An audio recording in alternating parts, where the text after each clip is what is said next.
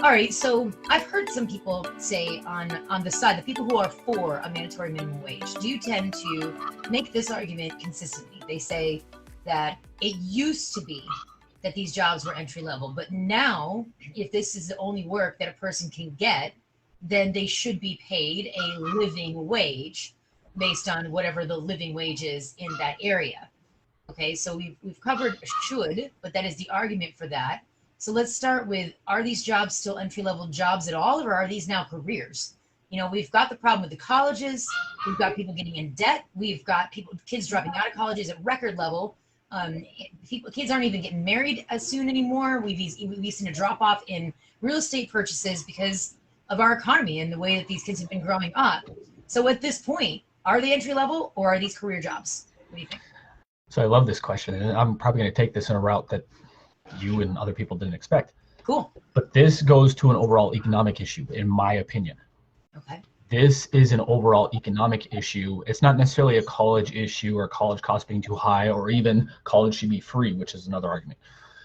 Right. To me, this is a federal government issue, specifically the Federal Reserve. Okay. So this is, slow me down if I get going too fast here, because this is going to get a little bit complicated. Sure. But since specifically the last crash, 2007, 2008 timeframe, the Federal Reserve has been printing a ton of money, which has led to what we're seeing now, in part to the high inflation. Yeah. The inflation target over the long term for the Federal Reserve is 2% every year. That means your money becomes worth 2% less every year, and because costs go up 2% every year on average. How come every time I talk to you about money, you give me bad news, Jason?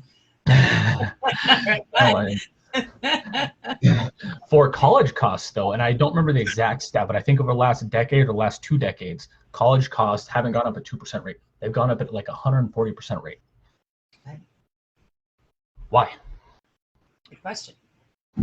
Partly because federal government highly regulates that industry, so the costs go up. They don't have any competition. Colleges don't have any competition. They do from the internet now, but they're losing people to the internet, as you said.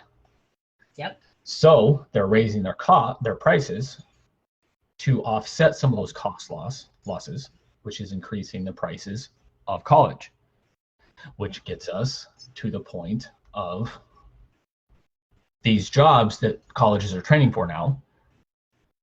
Most jobs don't require a college degree anymore, unless you're like being a nurse, doctor, accountant, attorney, something, engineer, very, very specialized skill. Okay. You can learn pretty much anything you want online anymore. Yeah. So people are going to college paying ever and ever higher prices because of inflation, because of the regulation, because of the lost costs, or because of the lost cost basis. But there are also people paying higher and higher prices for degrees that they can't get jobs for.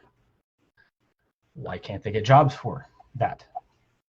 Because most of the jobs the colleges train for now, you don't have to have a degree anymore.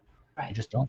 Makes sense. So a lot of the degrees people are getting in college anymore don't pay, again, and this goes back to the should thing, don't pay what many people think should be paid. Right.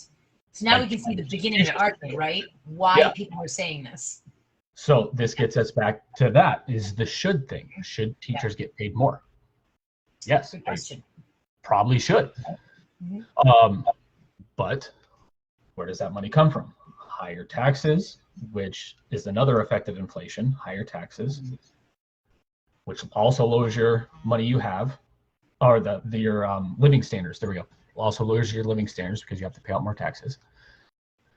So there's a lot of things going on here that people don't think of. And yes, teachers should get paid more. Firemen, police officers, they should get paid more. Should is the key word. I'm pulling up a thing here. It says the federal minimum wage for covered non-exempt employees is $7.25 an hour. I didn't realize it was that low on the federal side. I didn't either. Many states also have minimum wage laws. I know in New York, I think it's up to $13 an hour. Over in Washington, it's $15. I think in Florida by 2025, it's supposed to be 15. Okay, so isn't this an example of one of the first problems you're trying to talk about? That we've got the federal issue, the federal dollar, but which argument are people making? Are they saying 725 should be increased or $15 an hour should be increased? You know? Well, that's another problem I have with this argument is 15 is enough where I live. It's probably not enough where you live. You live in New York State. I do, but in central New York, where I live, it's great. In New York City, wouldn't get you anywhere. Yeah. So, and again, this is how my mind thinks. I see this entire thing as a big circle. The economy, the Federal Reserve, inflation, taxes, people not getting paid enough or what they should be. This entire thing to me is an issue that goes back to the inflation and the increasing of the bubble and again, the debt levels are increasing for the US.